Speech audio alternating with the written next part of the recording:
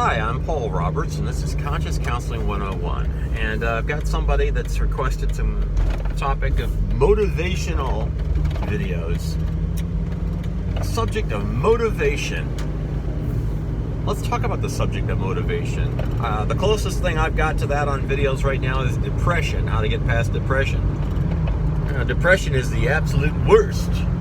The farthest departure, I guess, from motivation, right? So what's the opposite of depression? What makes us stimulated?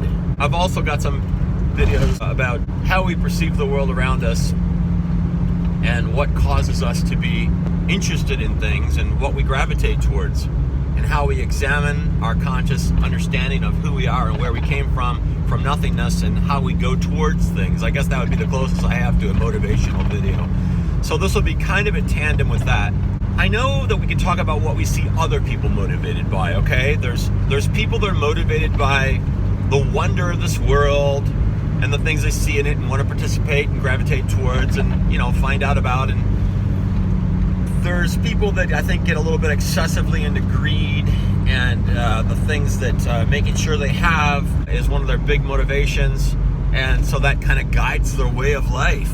I look at that as a negative, of course, from my point of view of religiously, of Jesus saying that the love of money is the root of all evil. But there's a certain amount of my point of view that's come from darkness in my youth, being heterosexual and being an artist or a visually sensitive person. I've found myself being motivated by attraction and beauty and interests that our perceptions place in front of us. Motivation-wise, as a young adolescent child with developing chemicals and, developing, that adolescent puberty type thing, that was an initial motivation that I remember. And I think that one, because of my artistic perception and analysis of form, has been really, I think, a motivating factor throughout life. And I won't say it necessarily motivates me anymore, but for a while we had the thing where they say sex sells, on television. You're more interested in watching somebody that looks like they've got health on their side and they've got their life together and they're selling you a product. You're more likely to say, oh, I'm interested in that, because you respond to health and beauty and sexual attraction. And it encourages you to look at that positively, and it motivates you to do something. And they've done this over time. They've said this is the strongest factor in motivation. It isn't the money accumulation. Greed doesn't really sell commercial products. You might want whatever it is that you want. You might want in overabundance than you need, or that would be healthy. And that you do in your own private terms with your greed. But just wanting what is put out there motivationally, I think it's been, look at, they've got something that's really going on. Well, I want to have that. I respond to that. I want to have my life be about that.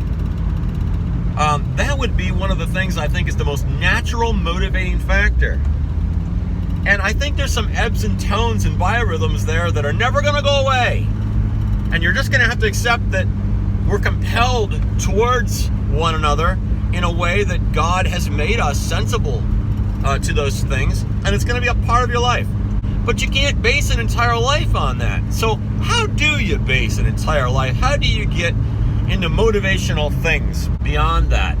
Well, I can speak personally from my own experience. I have been, as a child, very fearful of negative life purposes, succumbing to negative points of view that there will be a negative ramification attached to, like with religion. They say ideas never die. For me, personally, it's been, I was raised in a difficult way, that my biggest fear was the fear of the damnation of hell. It's a really hard way to be raised, because before you ever become enlightened on what could motivate you or what could be good, you become enlightened and pushed into a box of how everything could go wrong if you don't have something shine on you that makes you not succumb to that. So that was one of my big childhood motivational factors, to not do that wrong way of looking at things. But the only people that could show me the right way of looking at things were kind of like in a select group. The world wasn't showing me those things, only this select group. So in a way, I kind of felt like it was almost like a cult. My only way to escape what they first told me was my negative ramification that was going to come was to listen to them even more and then take the remedy from them. So that was a negative motivation, and now my time is still spent in motivation based on that experience in my life.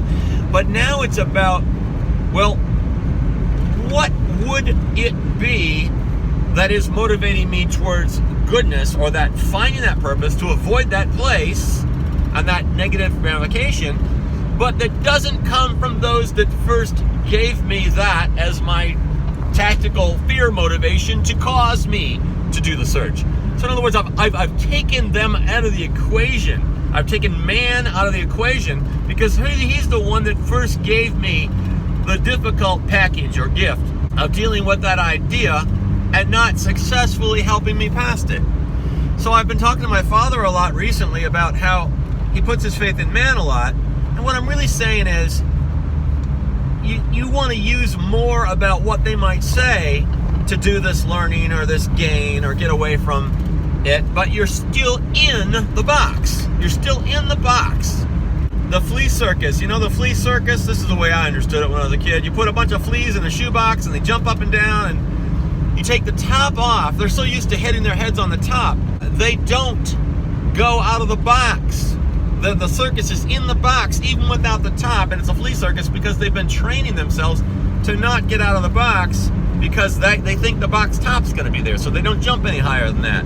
That's the way I understood it as a flea circus, and I don't know if it's an actual phenomenon or not. I haven't researched it, but I like the idea. Just like the chaos theory, you put the black and the white sand in the box, you shake it up, and you get gray, and it's very easy to get gray, but it's very hard to get it back to black and white. I use that as an example, flea circus, I use it as an example of what we should be considering when we go looking other places for our solutions than man. Because man will keep us having the guise of whatever they had us gripped by in the first place. They'll keep issuing that out to us without fail. They want identification. I remember I was in Mr. Rigby's class. He was a business teacher of all things. He taught me a lot of things back in junior high school. And he said that one of the things people love, or they just have a need for, is identification of others. And he drew all these different circles up here of different peoples and what they think and what they want. And they tended to go towards one another and overlap one another and create, where the circles overlapped one another, common bonds, commonality bonds, to make them feel comfortable. And as long as they all shared that, it seemed like it was more relevant. It seemed like, oh, if I left this, what would I have then? I'd have this other vision than this larger group shares in common, and this would be foreign territory. It's very scary and risky to go outside of that comfort zone. Well, again, this is what I'm talking about when I talk about having the strength to not let man determine our points of view. And I've been talking with my dad about that because it's so unnatural to rebel against it. I think it came more natural to me because I was so jaded from the beginning that this is how my life I'm introduced to. Where did I come from? And all of a sudden I pop into reality. I'm here. This is the first time I'm exposed to this negativity thing. And I just never was able to overcome that. And now all this conscious counseling thing that I'm doing and everything is almost like an effect. It's almost like an effect from that. It's like I'm trying the hardest I can to find positiveness and non-physical interaction of man and continuing their tutelage and guidance over me, but struggling so hard to make the consciousness be where my learnedness is coming from, where my gains are being made from, because my lacks and my failings were from when man first had me in their care, and I don't want that. So now I'm coming back full circle at the end of my life, the end of my parents' life, our later points at life, at least we could live for a lot longer, right? And saying, Mom and Dad, in my way of honoring you, what I'm doing is I'm sharing my life's understandings and analysis with you. because I feel they're vastly different than yours. And in this way, I feel I'm honoring you. I wanted to make this more clear. This is where my motivation's coming from. I'm getting past a failing in my youth. I'm making something happen in my life to get past that, and that's what's motivating me.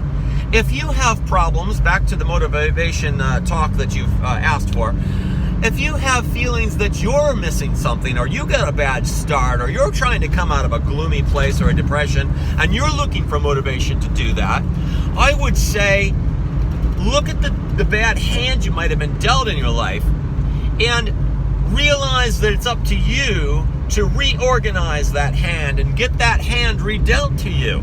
I would be telling you that what I would do if I were you is become as conscious as you can to why you are what you are, and see what you see, and take out the elements that are restrictive and binding unnecessarily, and allow yourself to become your first time wholesome, full, conscious individual, and find all your new thoughts, or your reborn, relearned thoughts and ideas from that new place.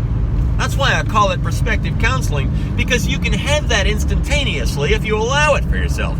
You can instantaneously change your perspective to allow you to have that conscious shift.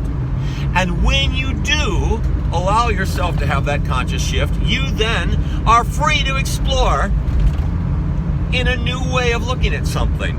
It's very much like what Jesus offers, to knock on the door will be answered, and if you follow him, he'll show you a new way of looking at something. Now, we don't know for sure that Jesus exists. We don't know for sure that God exists. This is a walk of faith. This is one particular way that you can view it. I personally view my conscious growth as the same as that. I label it as the same as that. What I'm doing is I'm talking the same talk and walking the same walk in what I'm sharing with you now about how to find motivation. It's, to me, one and the same. I don't want to discourage you from knocking or taking those first steps towards what I'm talking about. So in a secular way, I say to you, if this makes you fearful or worried, or you already dismissed it, don't use that then. If you're going to stay in your box, don't use that then. If you've already been hitting your head on the roof, like the flea circus, whenever you hear the word Jesus used or Christianity, don't use that then. But a lot of the things that are going to cause you to seek motivation and find greater truth for yourself, or at least start to search and get rid of the things that you had that were holding you back, is to go ahead and use those tools to believe that where you came from is less than where you need to be, and where you could go is a whole new gift just ready to be opened up and given to yourself. So I would say this is the first best way that I can describe to you to look for motivation, to see what's lacking, to see what the potential is, unlimited potential, and say, I'd rather put away what's lacking and see why it has held me back and not have that anymore, and see a new perspective and only look towards that which may come. That to me is motivating. You don't know what it is, but it's so much more large that could come than what is small and limited that's holding you down. So this is my best start, until we talk again, on what I can do to show and share with you about my point of view of where motivation can come from. All right? I hope that says something to you and some others there, and that's why I like to do this generically, so that others can also benefit from the same things. I believe that the pool of ideas that mankind has seems unlimited, but really kind of probably is limited, and we all share, like Mr. Rigby says, these circles that come together and they overlap. In there, we share, I believe, false notions commonly, and that's why we need to get away from man. Expel those false notions, examine why they were false, and look for new ways to not have that engulf us any longer. I'm Paul Roberts, and this is Conscious Counseling 101.